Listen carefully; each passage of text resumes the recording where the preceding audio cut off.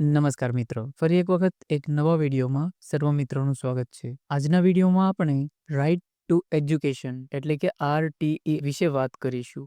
RTE અંતર્ગત કોને કોને પ્રવેશ મળવાપાત્ર છે, પ્રવેશ પ્રક્રિયાનો સંભવિત કાર્યક્રમ શું છે, અરજી કરવા માટે કયા કયા ડોક્યુમેન્ટની જરૂર પડશે વગેરે જેવી માહિતી તમને વિડીયોમાં આગળ મળશે. એટલા માટે વિડીયોને સ્કીપ કર્યા સિવાય છેલ્લે સુધી જોવા વિનંતી, જેથી કરીને તમને યોજના વિશેની સંપૂર્ણ માહિતી મળી શકે. આ વિડીયોમાં આપણે સંપૂર્ણ યોજનાને સમજવાનો પ્રયત્ન કરીશું. આના પછીના વિડીયોમાં યોજનાના ફોર્મ કઈ રીતે ભરવા, કઈ કઈ કાળજી રાખવી વગેરે જેવી બાબતો વિશે વાત કરીશું અને ફોર્મ ભરવાની સ્ટેપ બાય સ્ટેપ પ્રોસેસ પણ જોઈશું. એટલા માટે તો ચેનલને સબસ્ક્રાઇબ ના કરી હોય તો અત્યારથી જ કરી લેવા વિનંતી, જેથી કરીને તમને આગળના વિડીયો મળતા રહે. વધુ સમય ન રહેતા વિડીયો શરૂ કરીએ.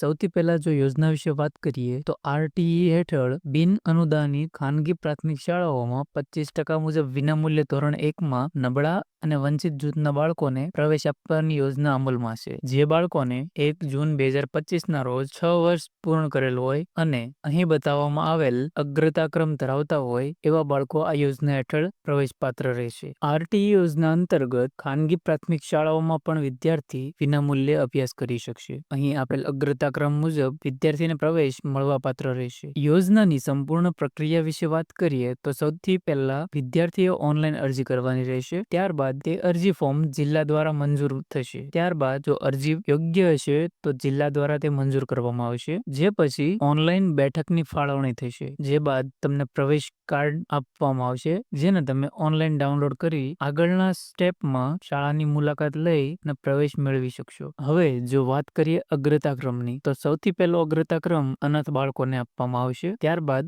સંભાળ અને સંરક્ષણની જરૂરિયાત વાળું બાળક હોય તો તેને બીજો અગ્રતાક્રમ આપવામાં આવશે. ત્યારબાદ બાલ ગૃહના બાળકોને, એના પછી બાળ મજૂર, સ્થળાંતરિત મજૂરના બાળકો, 5મા નંબર ઉપર મંદબુદ્ધિ, સેરેબ્રલ પાલ્સી ધરાવતા બાળકો, ખાસ જરૂરિયાત વાળા બાળકો, શારીરિક રીતે વિકલાંગ બાળકોને અગ્રતાક્રમ આપવામાં આવશે. ત્યારબાદ 6 નંબરના અગ્રતાક્રમમાં એન્ટી રેટ્રોવાયરલ થેરેપીની સારવાર લેતા બાળકોને આપવામાં આવશે. ત્યારબાદ ફરજ દરમિયાન શહીદ થયેલા લશ્કરી, અર્ધલશ્કરી, પોલીસ દળના જવાનના બાળકોને આપવામાં આવશે. ત્યાર પછીનો અગ્રતાક્રમ જે માતા પિતાને એકમાત્ર સંતાન હોય અને તે સંતાન માત્ર દીકરી જ હોય તેવી દીકરીને આપવામાં આવશે. એના પછીનો અગ્રતાક્રમ રાજ્ય સરકાર હસ્તકની સરકારી આંગણવાડીમાં અભ્યાસ કરતા બાળકોને આપવામાં આવશે. ત્યારબાદ 10 નંબરનો અગ્રતાક્રમ 0 થી 20 આંક ધરાવતા તમામ category ST, SC, SCBC, general તથા અન્યના BPL કુટુંબના બાળકોને આપવામાં આવશે. 11 નંબરના અગ્રતાક્રમમાં અનુસૂચિત જાતિ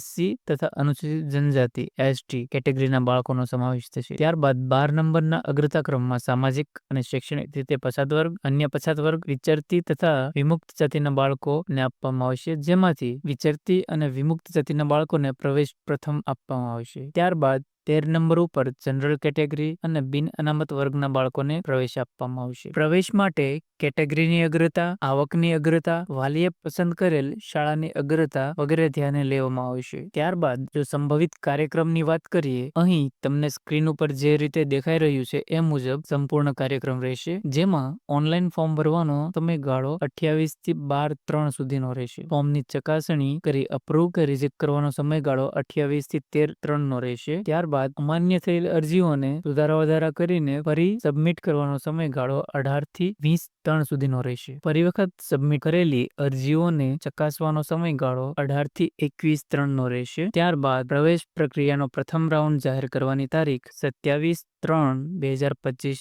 રહેશે. આ કાર્યક્રમ સંભવિત છે, ભવિષ્યમાં આમાં ફેરફાર થઈ શકે છે. ત્યારબાદ જો વાત કરીએ જરૂરી ડોક્યુમેન્ટ્સની, તો અહીં તમને જરૂરી ડોક્યુમેન્ટ્સની એક લિસ્ટ આપવામાં આવેલી છે, જેમાં રહેણાંકનો પુરાવો, વાલીનું જાતિનું પ્રમાણપત્ર, વાલીનું આવકનું પ્રમાણપત્ર, જન્મનું પ્રમાણપત્ર, ફોટોગ્રાફ્સ, બાળકનું આધાર કાર્ડ, વાલીનું Aadhaar card, bank detail, self declaration વગેરે જેવા ડોક્યુમેન્ટ્સ આપવામાં આવેલા છે. આમાંથી તમારી કેટેગરી મુજબ જે પણ ડોક્યુમેન્ટ લાગુ પડતા હોય તે તમારે ફોર્મ ભરતી વખતે અપલોડ કરવાના રહેશે. તમારી કેટેગરી માટે કયા કયા ડોક્યુમેન્ટ જરૂરી છે એ જોવા માટે વિડીયોના ડિસ્ક્રિપ્શનમાં એક લિંક આપવામાં આવેલી છે, જેમાં ક્લિક કરીને તમે એ જોઈ શકશો. યોજનાના ઓનલાઈન ફોર્મ આગામી 28 તારીખથી શરૂ થવાના છે, જેનો વિડીયો આપણી ચેનલ પર મૂકવામાં આવશે. એટલા માટે જો ચેનલને સબસ્ક્રાઇબ ના કરી હોય તો કરી લેવા વિનંતી. આ સિવાય જો યોજનાને લગતો કોઈ પણ પ્રશ્ન હોય તો તમે કોમેન્ટ સેક્શનમાં જણાવી શકો છો. પ્રયત્ન કરીશ કે તમને સંપૂર્ણ માહિતી આપી શકું. આજના વિડીયોમાં આટલું જ. જો વિડીયો ગમ્યો હોય તો લાઈક કરવાનું તેમજ તમારા મિત્રો તથા યોગ્ય માણસ સુધી પહોંચાડવા વિનંતી, જેથી કરીને એમને પણ આ યોજનાનો લાભ મળી શકે. ફરી કોઈ નવા ટોપિક અને નવા વિડીયો સાથે પાછા મળીશું. ધન્યવાદ.